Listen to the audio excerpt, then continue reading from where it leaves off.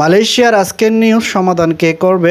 কে দেবে মালয়েশিয়া যেতে না পারা কর্মীদের 850 কোটি টাকা? বিস্তারিত জানতে ভিডিওটি শেষ পর্যন্ত দেখুন।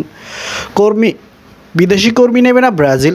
শেষ মুহূর্তে এরকম খবর আসায় অনেক কর্মী টাকা খরচ করেও যেতে পারেনি সেই দেশে। ভিসা ও কাগজপত্র হলেও ফ্লাইটের টিকিট না পাওয়ায় যাওয়া হয়নি তাদের।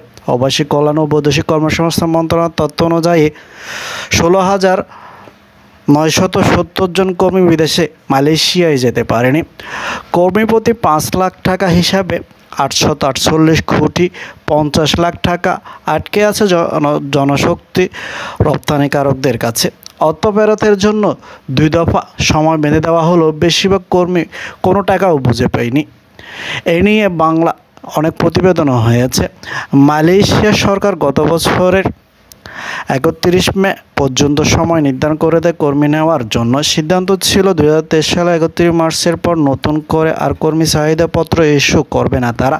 এর আগে ইস্যু করা চাহিদাপত্রের 31 মে পর্যন্ত দেশটিতে প্রবেশ করা যাবে। এরপর বিদেশি কোনো কর্মী সে দেশে প্রবেশ করতে পারবে না।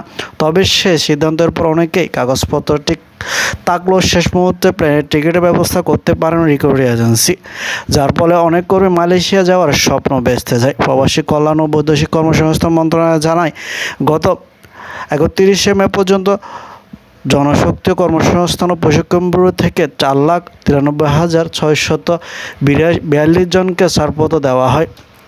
এদের মধ্যে 4,74,672 জন মালয়েশিয়া গেছেন। সেই হিসাবে প্রায় 16,970 জন যেতে পারেনি।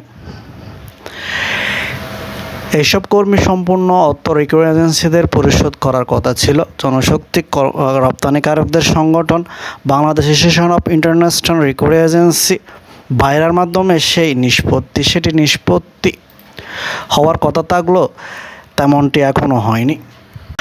মালয়েশিয়ার ঘটনা তদন্তে কমিটির রিপোর্ট অসম্পূর্ণ। মালয়েশিয়ার ঘটনা তদন্তে 6 সদস্যের কমিটি করা হয়। কমিটির প্রদান করা হয়েছিল তৎকালীন প্রবাসী কল্যাণ মন্ত্রণালয়ের কর্মসংস্থান আইন বিভাগের অতিরিক্ত সচিব নূর মোহাম্মদ মাহবুবুল হককে। কমিটিকে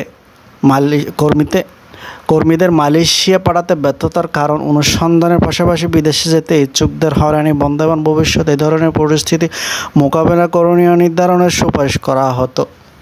তবে কমিটি রিকভারি এজেন্সির উপর দায় চাপিয়ে একদল দায়সারা রিপোর্ট জমা দেয়, মন্ত্রণালয়ের সূত্রে জানিয়েছে।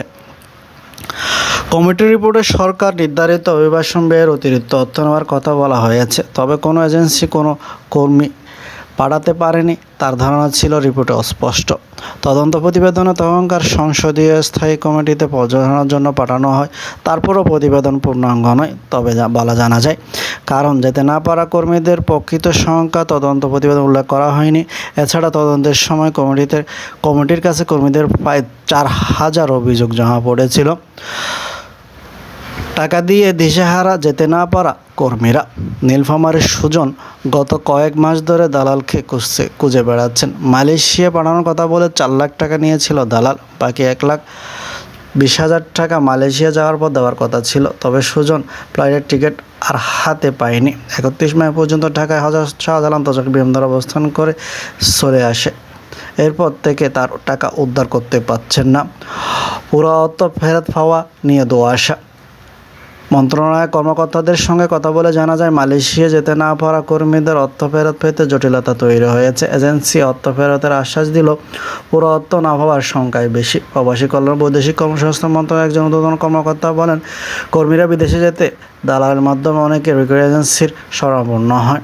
আবার কেউ সরাসরি দালালকে পুরো টাকা দেন। এক্ষেত্রে অর্থ বিনিময়ে কোনো প্রমাণ না থাকলে, অর্থাৎ টাকা যে দেওয়া হয়েছে কোনো ডকুমেন্ট দেওয়ার নির্ধারণ নয়। এখন সরকার নির্ধারিত ফি 78,990 টাকা, কিন্তু বেশিরভাগ দিয়েছেন 4 থেকে 5 লাখ বা 6 লাখ। তবে 6 লাখ টাকা ডকুমেন্ট প্রমাণ না থাকলে সে টাকা কী করে পাবেন? নতুন করে সময় চেয়েছেন জনশক্তি ব্যবসায়ীরা। গত 5 আগস্ট আওয়ামী লীগ সরকারের পতনের পর দায়িত্ব নেয় অন্তর্বর্তীকালীন সরকার। সরকারের উপদেষ্টা আসিফ নজরুল প্রবাসী কল্যাণ ও বৈদেশিক কর্মসংস্থান মন্ত্রণালয়ের দায়িত্ব পান। দায়িত্ব নেওয়ার পর গত 28 আগস্ট জনশক্তি রপ্তানিতে সঙ্গে বৈঠক করেন। বৈঠকে জনশক্তি ব্যবসায়ীরা আরও সময় চান অর্থ ফেরত দেওয়ার জন্য।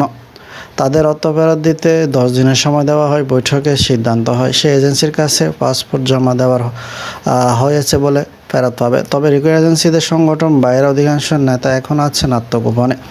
গত 3 সেপ্টেম্বর পল্টন থানায় সাবেক মন্ত্রী ইমরান আহমদ, সাবেক সিনিয়র সচিব ডক্টর আহমদ মনসুর 103 জনের বিরুদ্ধে মামলা করেন এবং জনশক্তি কর্মব্যবসায়ীরা।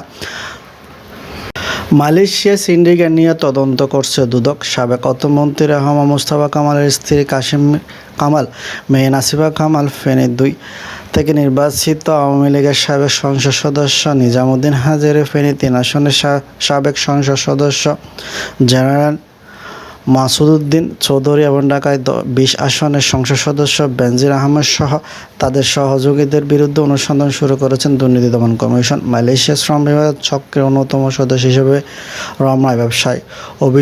রমরমা ব্যবসার অভিযোগে অনুসন্ধান শুরু করা হয়েছে বলে জানিয়েছে দুদকের উপমহাপরিচালক। এই কর্মকর্তা জানান, মালয়েশিয়া শ্রমিক পাঠাতে সরকার নির্ধারিত জনপ্রতি ৭৯,০০০ টাকা, কিন্তু মালয়েশিয়া যেতে করে একজন বাংলাদেশি কর্মী খরচ করেছে ৫,৪৪,০০০ টাকা। ১.৫ বছরে ৪.৫ লাখেরও বেশি লোক পাঠিয়ে ২৪,০০০ কোটি টাকা বাণিজ্য হয়েছে বলে এ খাতে। সরকার নির্ধারিত ফিসে বেশি নেওয়ার প্রায় ২০,০০০ কোটি টাকা। এর মধ্যে জনপ্রতি ১.৫ লাখ টাকা চক্র ফি নেওয়া হয়েছে ৬,০০০ টাকারও বেশি।